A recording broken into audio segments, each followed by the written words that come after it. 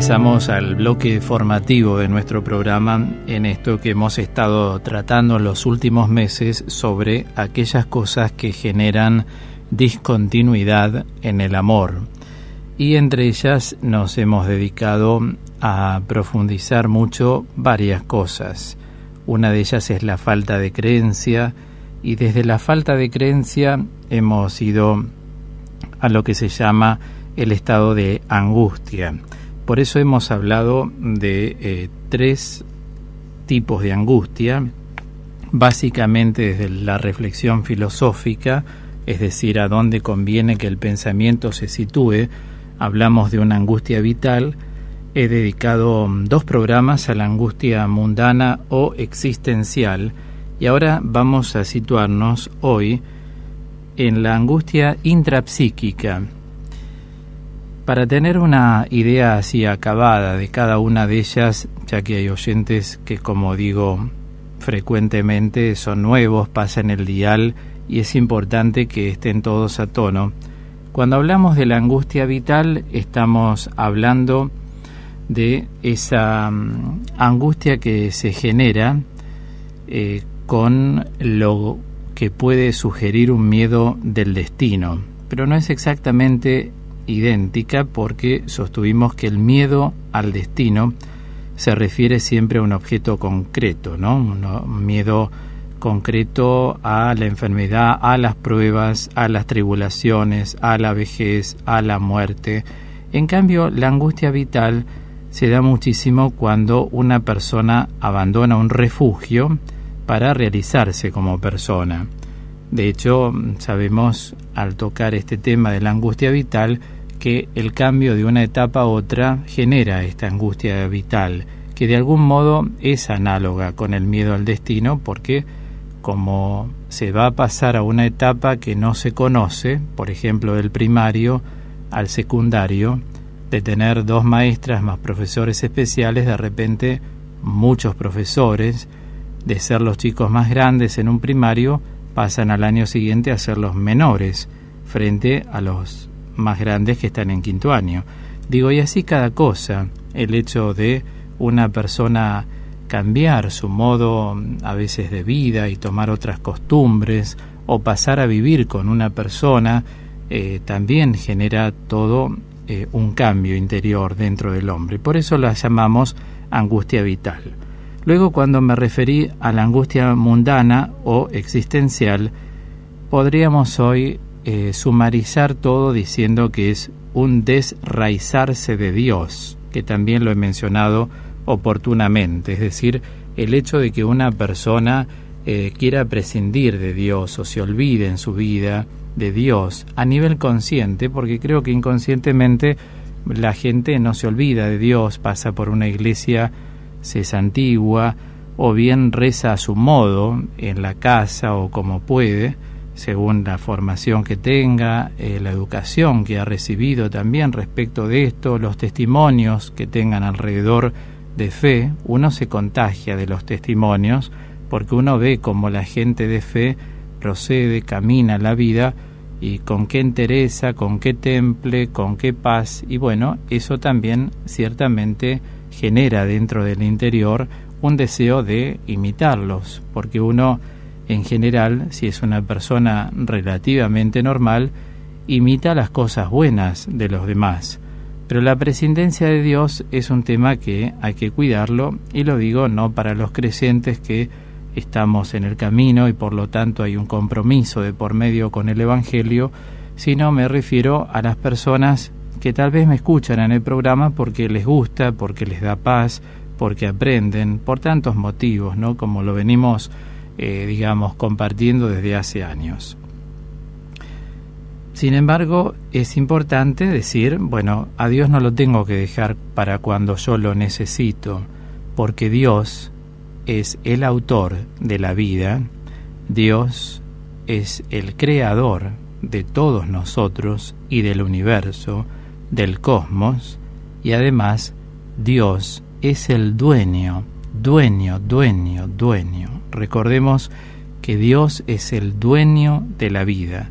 Por tanto, si una persona se desraíza de Dios, después su vida es muy fluctuante en el orden anímico, y si el orden anímico fluctúa, todo el resto de la vida va en torno a ese orden anímico. Es como un vaivén permanente. Habrá momentos en que se está mucho mejor, otros mucho peor, pero como en todo en la vida es necesario el equilibrio. Por eso así entramos ya hoy a la angustia intrapsíquica, el tercer tipo de angustia.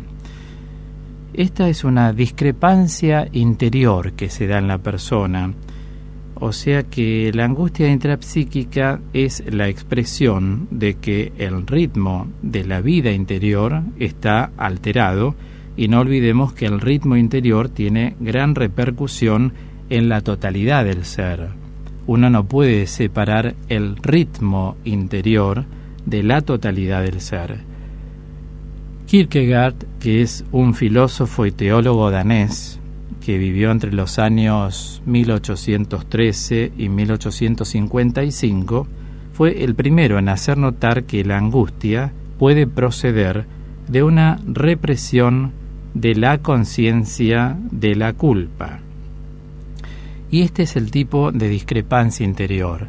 Casi siempre la etiología, es decir, aquello que da origen a la angustia intrapsíquica, a esa discrepancia interior, es un dejo de culpabilidad.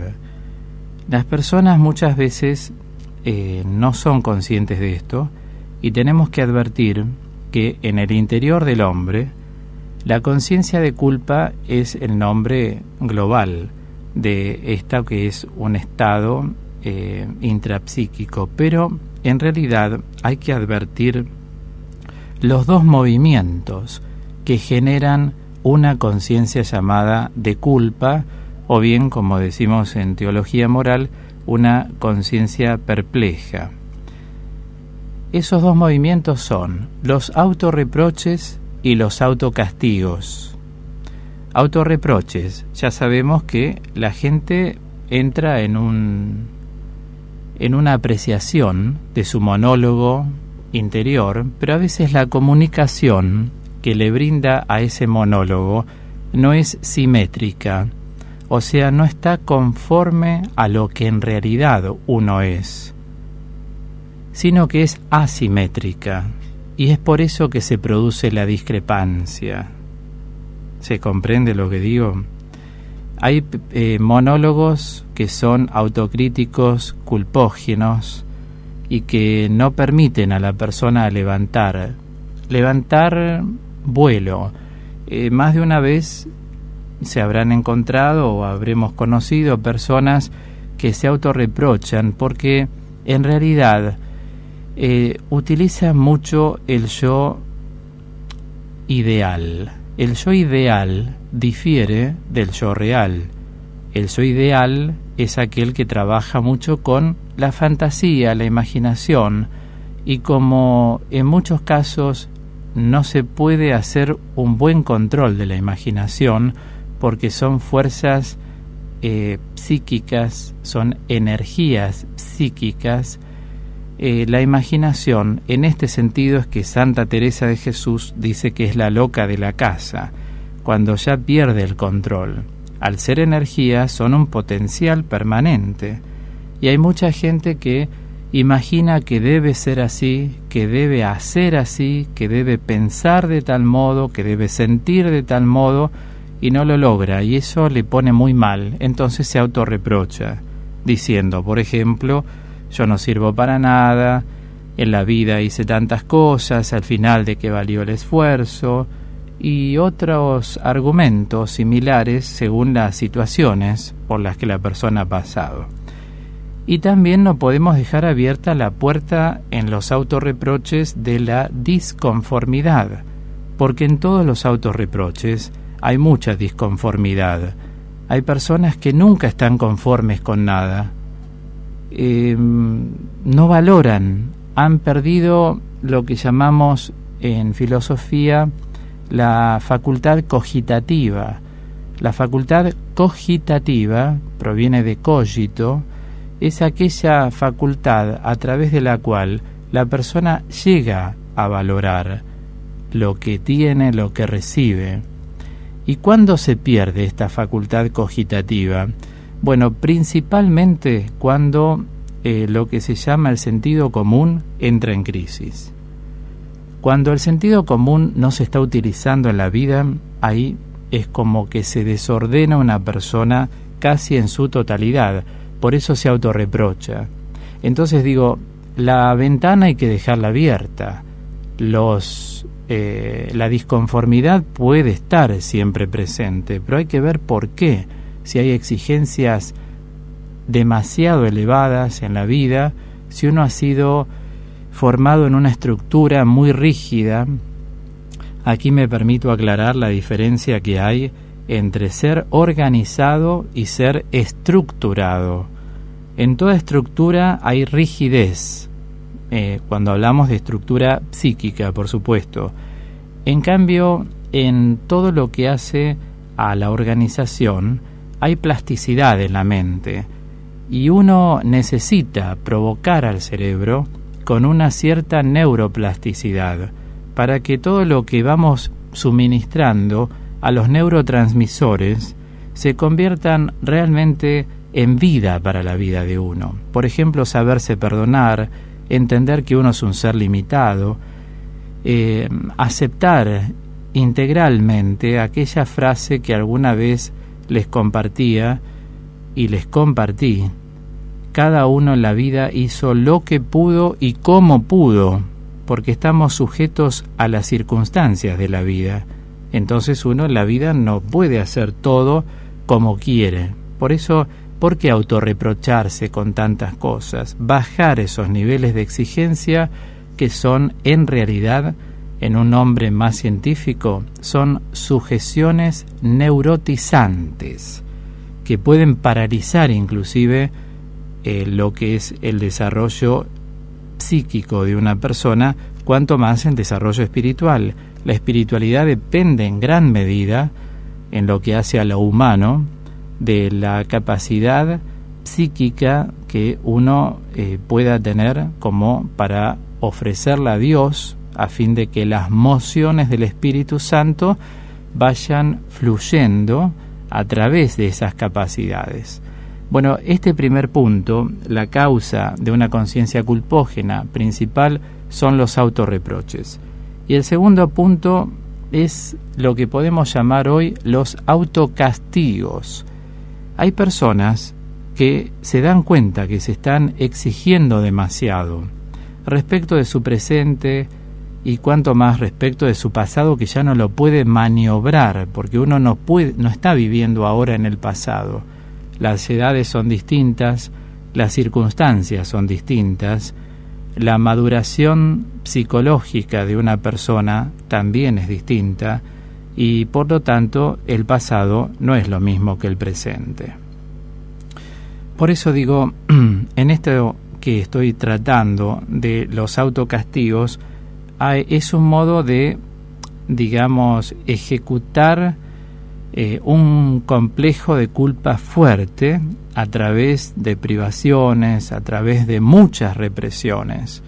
Las represiones son inconscientes en la mayoría de los casos, y justamente hay inconsciente porque hay represiones, o sea, la persona reprime interiormente cosas.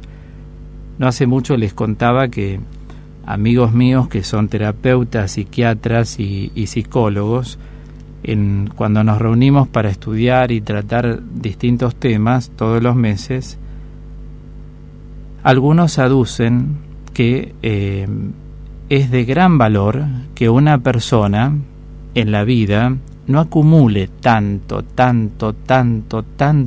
nerviosismo, culpa, desde ya tampoco otro tipo de autoagresiones, sino que la persona libere, porque a través del tiempo, estas cosas que uno va reprimiendo,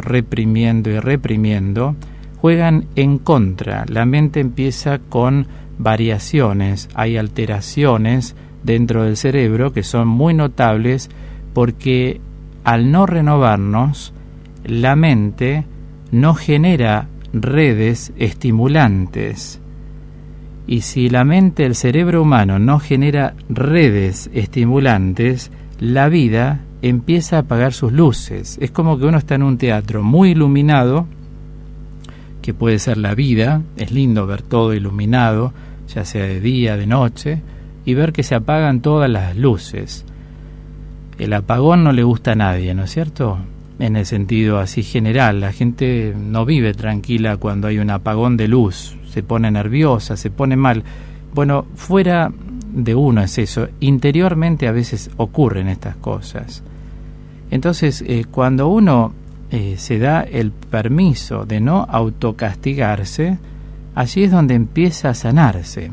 Ahora, advierto una vez más, hay personas que en el primer movimiento de la conciencia culpógena advierten, en el primer movimiento, que son los autorreproches, que se están autorreprochando demasiado. Y muchos agarran las responsabilidades de otros. En actividades donde somos varios, la responsabilidad siempre es compartida. Bueno, hay gente que no, cierra esas puertas y todo cree que es fruto de la responsabilidad de él o de ella.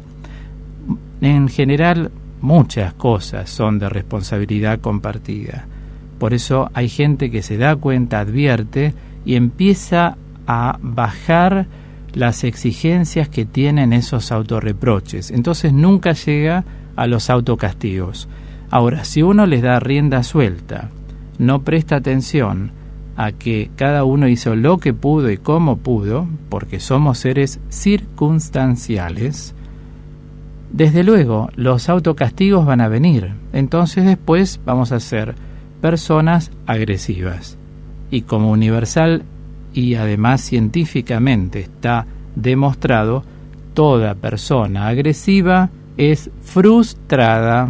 Hay que entender esto. Cada vez que alguien es agresivo es porque tiene una frustración. ¿Qué son las frustraciones? Son un cúmulo de insatisfacciones. O dicho de otro modo, son experiencias mal logradas. Como ya lo aclaré varias veces, no son experiencias que no hemos logrado. Con esto la gente se ha sanado mucho a través del tiempo, cuando entiende que hizo la experiencia. Sin embargo, los resultados no han sido conforme a las expectativas. Por eso se dice que son experiencias mal logradas, pero no son experiencias que no hemos hecho. Las hemos hecho, no salieron tan bien, pero por lo menos la persona se lanzó a hacer la experiencia. En muchos casos no, la gente reprime y nunca se da el permiso para nada. Bueno, así pasan los años. Vemos que la agresión siempre busca un blanco. El blanco es hacia adentro y hacia afuera. O sea, el blanco nunca es solamente hacia afuera. Es ad intra y ad extra, hacia adentro y hacia afuera. Toda persona agresiva es frustrada y una frustración hay que levantarla siempre y cuando uno haya advertido en qué área, en qué dimensión se debe sanear esa deficiencia, que es donde está la frustración. En la mayoría de los casos está en la dimensión afectiva. La gente se pone mal, ¿para qué me habré casado con esta persona? Y tuve hijos y al final, y los hijos se ponen de parte del otro, y sin tener hijos lo mismo. A través de un negocio que uno puede hacer, una sociedad, son pocas las sociedades que funcionan bien, porque está esa carga afectiva, psicoafectiva, que es la que puede, sin querer, ir demoliendo, ¿no es cierto?, ciertos pasos que evidentemente cada uno de nosotros tiene que tratar de evitar. Esto es muy importante, que cada uno advierta interiormente que todas las capacidades que Dios nos ha dado son buenas, pero principalmente tenemos que situarnos en una capacidad que es la que lleva a la plenitud de la existencia humana, que es la capacidad de amar. El amor es un dar y un recibir estímulos continuamente. Esa retroalimentación genera una salud psíquica importantísima dentro de la persona. Por eso atendamos siempre al desequilibrio. Alguna vez enseñé que el equilibrio es la conjunción de fuerzas antagónicas. ¿Se acuerdan? ¿Sí? Entonces el desequilibrio es la imposibilidad de conjugar las fuerzas o esas energías psíquicas antagónicas. Dicho en palabras más científicas, cuando hablamos de energías psíquicas, estamos hablando de la libido. Entonces, la libido, que es la fuerza que lleva el deseo a lo exógeno, es lo que va generando en la persona un deterioro. Y justamente cuando hay represiones, y hay represiones y hay agresiones y hay frustraciones. Entonces, si uno quiere levantar la frustración, que todo es posible, por supuesto, hay que advertir en qué dimensión está. En la dimensión afectiva, en la dimensión religiosa, en la dimensión económica, en la dimensión social, o sea, en los vínculos. Está en la dimensión ética. La dimensión ética es la que sostiene cuál es el lugar que uno ocupa dentro de la Tierra, dentro del universo y dentro de lo que es el aspecto protológico de Dios, o sea, dentro de la creación.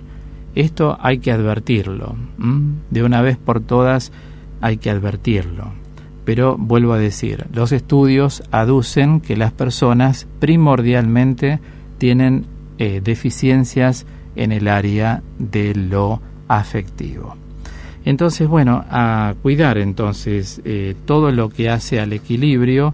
Creo que esto es algo muy importante y también tratemos de cuidar en los casos en que la represión psíquica se está apoderando de una persona. Para evitar la conciencia de culpa, tratemos de desmoronar todos los autorreproches. Y también, si hubiera autocastigos, de un modo o de otro, conscientes o inconscientes, intentemos ver también si podemos llegar a un grado de regularidad de esa libido para que la vida se simplifique más. Siempre tengamos en cuenta que uno vive pocos años en la Tierra, entonces en los años que está tiene que tratar de tener una filosofía de vida que le permita vivir y ser resiliente, es decir, capaz de confrontar todos los desafíos que en la vida irrumpen. Algunos son buscados, otros no, por eso digo, muchas veces aparecen cosas que jamás alguien las pudo haber pensado, ni deseado tampoco, que las sostengo con el verbo irrumpir, no es lo mismo que aparecer, ¿no es cierto? Bueno, hasta aquí llegamos entonces en la angustia intrapsíquica, nos situamos aquí. Espero que esto también haya servido mucho para cada uno de nosotros.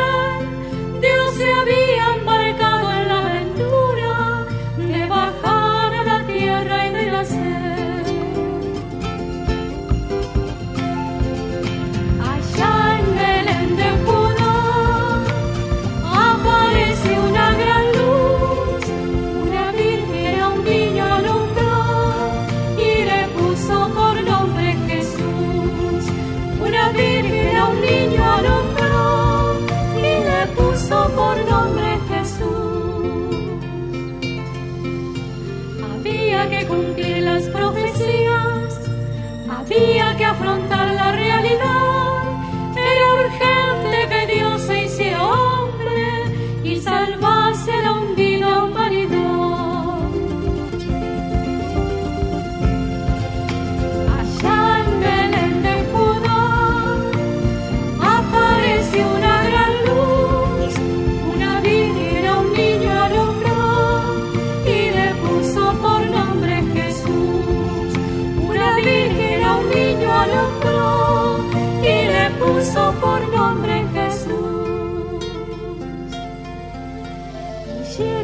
al mundo humildemente, y los ángeles empiezan a cantar, gloria a Dios en el cielo, paz por siempre, a los hombres de buena voluntad.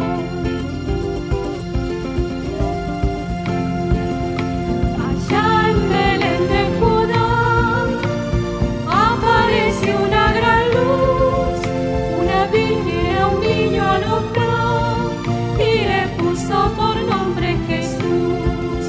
Una virgen a un niño alumbró